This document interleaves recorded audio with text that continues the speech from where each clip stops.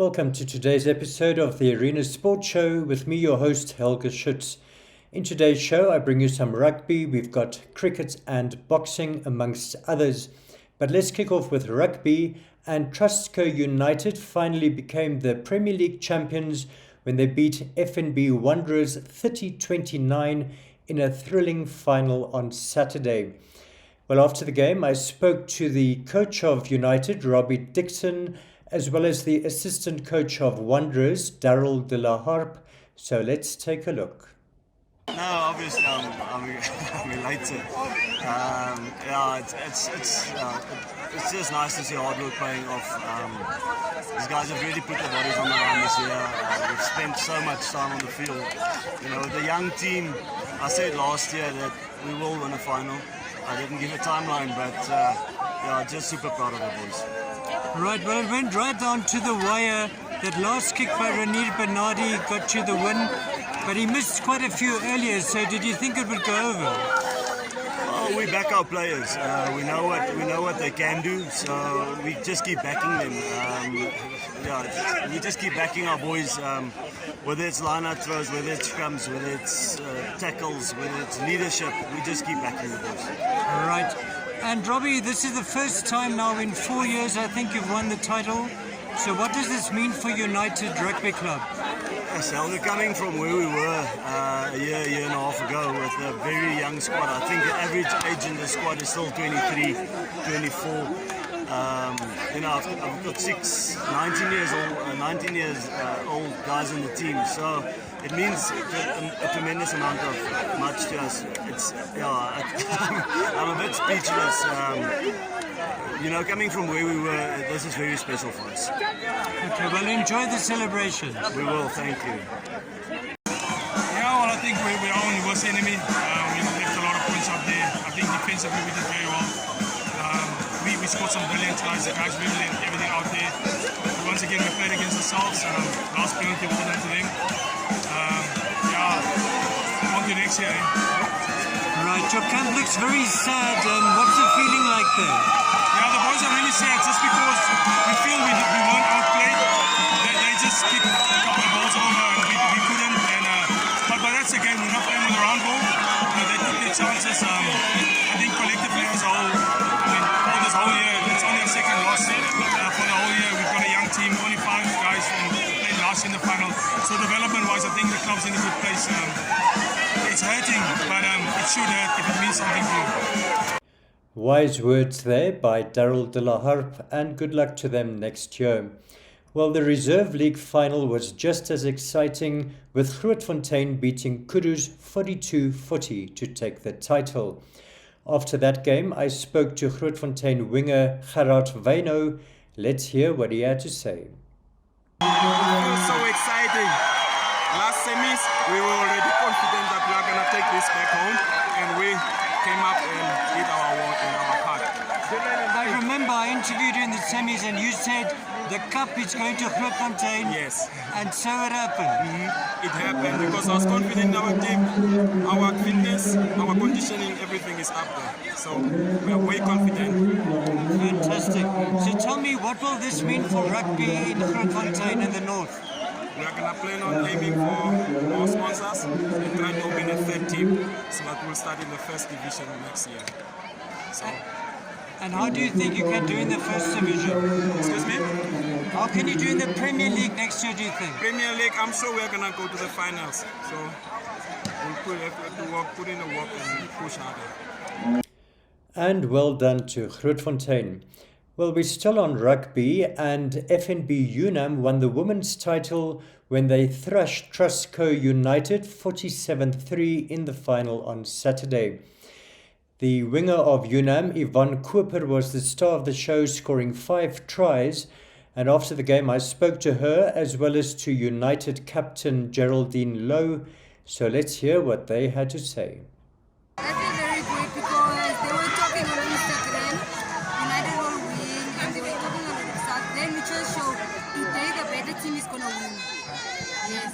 Right, and Yvonne, you were the star of the show, scoring 5 tries. So how do you feel about that? Yeah, I feel very impressive because that was my aim by taking my team to the semi-finals and the finals, and then we still gonna win. And I did a great job with it. Great. And Yvonne, you are multi-talented, also playing for the Brave Gladiators. So are you going to play for them in the AFCON coming up? Yes, I'm gonna play for them for the AFCON qualifiers, for the COSAFA and the Olympic qualifiers that we are playing against Morocco. Right. And now, what do you prefer, rugby or soccer? I prefer both because I'm very talented in both. Okay, good luck. Thank you. Well, it wasn't what we wanted. We tried everything, but they were the better team. They wanted it more than us. Yes, we wanted it. We wanted to be the champs, but things happen for a reason. And I'm very proud of my girls. We made the finals, and we are looking forward for next year, which will be much better. And I believe we'll be much stronger next year. Will you still be playing next year? Definitely, I'll be playing next year. We're coming back to get the cup next year. A great attitude there by Geraldine Lowe, and good luck to them next season. Moving on to schools rugby, and Windhoek High School and Windhoek Gymnasium qualified for the final of the Standard Bank Under-19 Super League when they won their semi-finals over the weekend. VHS beat WAP 36-31, while Windhoek Gymnasium beat ProEd 39-12. Well, after the VHS game, I spoke to their captain, Luca Sindano. Let's hear what he had to say. It was very good. I think we capitalized on our penalties that we got for us. I think we could have done better, but we won. Thank you, God. We represent Guardia on the field and VHS. But we played as a team, that's all. Right, now you will face either Windhoek Gym or ProEd in the final. So how do you feel about them? Well, it doesn't matter who it is. We'll do our best. We humble ourselves. The score goes away now. We start from fresh and we'll take it from there. Right, Luca, and tell us about your own career. Are you finishing school, or what are your plans for next year? Yeah, I'm grade 12 this year. I'm finishing this year. Next year I'm just going to take a working gap year, start working, and then afterwards to study and maybe play rugby. So you'll continue playing rugby? Yeah. Yes. We'll see you play for Namibia one day. Yeah, hopefully. Great, good luck. Thank you. Well, that should be a fantastic final between the arch rivals VHS and Windhoek Gymnasium. That will be this coming Saturday. Let's move on to boxing, and Namibia's Charles Shinima and John Njolominus both retained their WBO Africa titles in Ongwediva on Saturday night. Shinima beat a Tanzanian It Pialari over 10 rounds, while Njolonimus also beat a Tanzanian Joseph Maigisia on a 4th round technical knockout. Well, my colleague Enoke Kaumba was there and sent us this interview with Shinima. Let's take a look. Yeah, this guy, he prepared, he knew I had power, he tested my power in the first round, and then he got the alert that he must just run all the rounds. I could hear their corner telling him just to run around so long he doesn't throw punches, as long as he finishes the fight. So I couldn't catch him, he was too fast running. So for me it was like athletic. But I tried my best, I catch him here and there, I give him all the punches, and I'm the winner, and it's a successful defense. Were there any moments that you can pick up from the fight that you can say you can build on, or maybe you can improve on? Yeah, there was a time when he was a little out, but I didn't want to take him out in the early round, so I wanted him to go at least like around 6, but then he started running more than he was running in the early round. Okay, going forward, what's next now for Charles? You're still champions? For Charles, we are just going back to the gym, train more, and then we do more better than this. Because my promoter is a very hardworking man. I'm sure he's looking for the big time opportunities out there.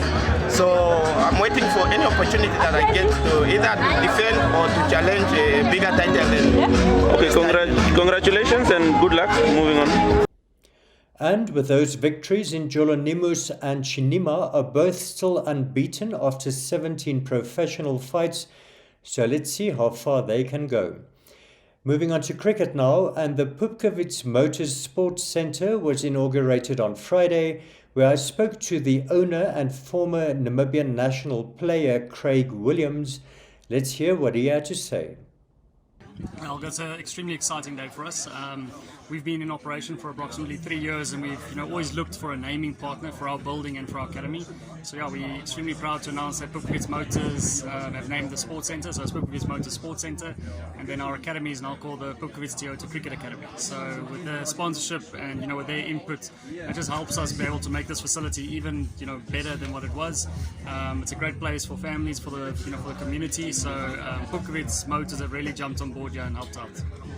Right, and I understand this indoor cricket is quite popular. You've got quite a lot of activity. Tell us about that. Yeah, so we run an academy here, which is we've got around about 100 kids at the moment who train from the ages of 5 all the way up to 18 years old.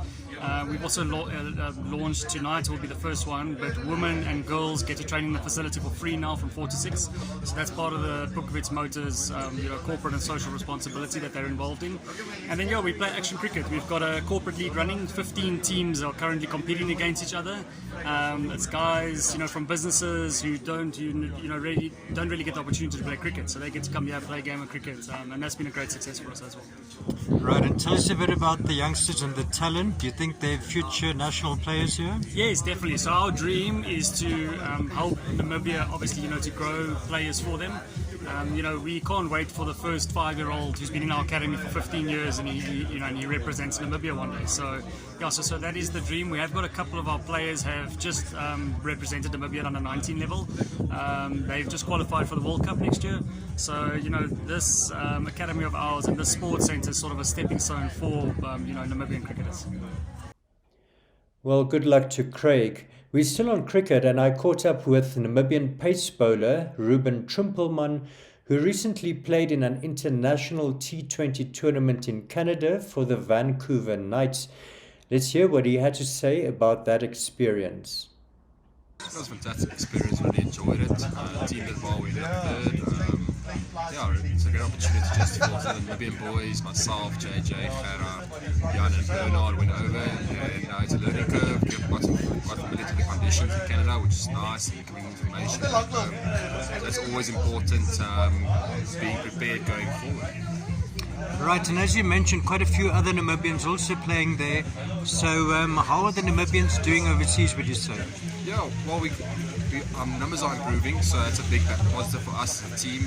It means that us, the national side, are doing well, and hopefully we can continue going up, striding up, getting a few more guys doing the same thing we're doing now, and hopefully it opens a few more doors for us. Right, and of course we're now at the start of a new cricket season, starting off with the T20 franchise cricket here in Namibia, but also quite a few internationals coming up later. So how do you feel about the new season? Yeah, very excited to get going again. It was a bit of a quiet year this year in terms of international cricket, but it's starting now again and we're just eager to get going. Hopefully we can qualify for the World Cup in November, and obviously the franchise coming up in 2 weeks' time will be a fantastic opportunity for us just to showcase who we are, local talent. Hopefully everyone comes through. It'll be great to have some support next to the field, and it's always fun just to play against the home crowd. Right, talking about the World Cup, that of course the T20 qualifiers, but the 50 over World Cup coming up in November in India. Namibia unfortunately not there, but who are you putting your money on there? I think I always have a place for South Africa. I'll always be hopeful, but there's a few quality sides. I think England's always a factor. India is a great side, and the Pakistani sides are on fire. So it's a very much open field in my opinion. Any team can take it. I'm excited for the World Cup, just to see what happens. Moving on to football, and Kommas Nampel won the pre-season football tournament after beating Ongos Football Club 4-3 on penalties in the final. Kommas Nampel, who were only recently promoted to the Premier League, also beat Young African 1-0 and UNAM by the same score to send out a warning to their Premiership rivals before the start of the new season. Well, that brings us to the end of today's show. I hope you enjoyed it. But before we go, let's take a look at some of the weekend's action photos. From me, it's goodbye.